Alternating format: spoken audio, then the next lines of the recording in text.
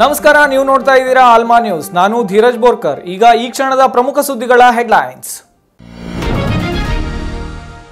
ಕರಾವಳಿ ಮಲೆನಾಡಿನಲ್ಲಿ ಜುಲೈ ಮಳೆಯ ಅಬ್ಬರ, ದೇವಾಲಯಗಳು ರಸ್ತೆಗಳೆಲ್ಲವೂ ಜಲಾವೃತ, ಏರುತ್ತಲೇ ಇದೆ ನದಿಗಳ ನೀರಿನ ಮಟ್ಟ.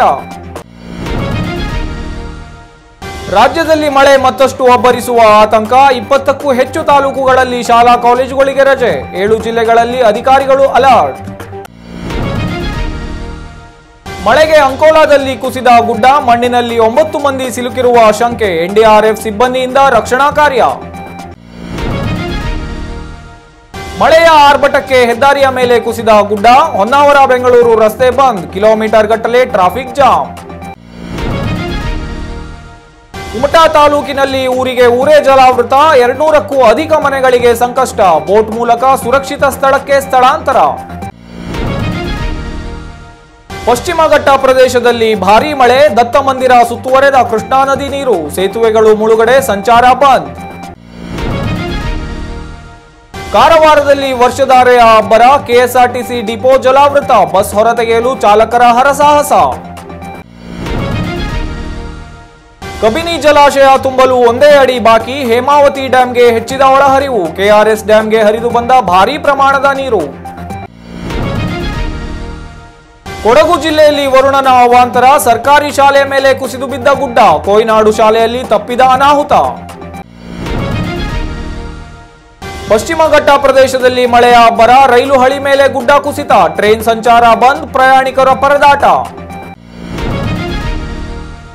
ಕಬಿನಿ ಡ್ಯಾಂನಿಂದ 25,000 ಕ್ಯೂಸೆಕ್ಸ್ ನೀರು ರಿಲೀಸ್, ಶ್ರೀಕಂಠೇಶ್ವರ ದೇಗುಲದ ಸ್ನಾನಘಟ್ಟ ಮುಳುಗಡೆ, ನದಿಗೆ ಇಳಿಯದಂತೆ ಭಕ್ತಾದಿಗಳಿಗೆ ಎಚ್ಚರಿಕೆ.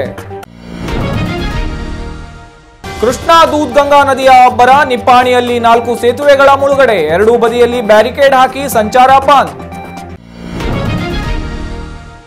ಗುಜರಾತ್ನಲ್ಲಿ ರಣಭೀಕರ ಪ್ರವಾಹ, ಇಡೀ ಊರಿಗೆ ಊರೇ ಜಲಾವೃತ, ಕಾರು ಬೈಕ್ ಪೀಠೋಪಕರಣ ನೀರು ಪಾಲು. ಮಹಾರಾಷ್ಟ್ರ ಗುಜರಾತ್ನಲ್ಲೂ ಮುಂಗಾರು ಮೊರೆತ, ನಾಸಿಕ್ನಲ್ಲಿ 200ಕ್ಕೂ ಹೆಚ್ಚು ಪ್ರವಾಸಿಗರ ರಕ್ಷಣೆ, ಬ್ರಹ್ಮಪುತ್ರ ಬೋರ್ಗರೆತಕ್ಕೆ ಅಸ್ಸಾಂ ತತ್ತರ.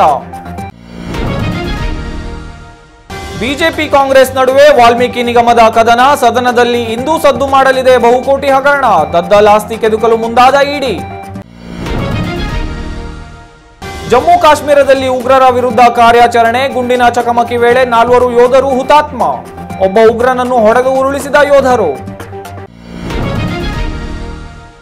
ಸರ್ಕಾರಿ ನೌಕರರಿಗೆ ಬಂಪರ್ ಬಹುಮಾನ, 7ನೇ ವೇತನ ಆಯೋಗ ಜಾರಿಗೆ ಸರ್ಕಾರದ ತೀರ್ಮಾನ, ಆಗಸ್ಟ್ 1ರಿಂದಲೇ ಸಂಬಳ ಹೆಚ್ಚಳ. ಪವಿತ್ರ ಗೌಡ ಸ್ನೇಹಿತೆ ಸಮತಾ ವಿಚಾರಣೆ ಬಳಿಕ ಹೊಸ ಅನುಮಾನ, ರೇಣುಕಾಸ್ವಾಮಿ ಮರಣೋತ್ತರ ಪರೀಕ್ಷೆ ಇನ್ಚಾರ್ಜ್ ಆಗಿದ್ರಂತೆ ಸಮತಾಪತಿ ಡಾಕ್ಟರ್ ಸುರೇಶ್, ಪೋಸ್ಟ್ ಮಾರ್ಟಂ ಮೇಲೂ ಹೆಚ್ಚಿದ ಡೌಟ್. ಇದಿಷ್ಟು ಈ ಹೊತ್ತಿನ ಸುದ್ದಿ. ಇನ್ನಷ್ಟು ಸುದ್ದಿಗಾಗಿ ನೋಡ್ತಾ ಇರಿ ಆಲ್ಮಾ ನ್ಯೂಸ್.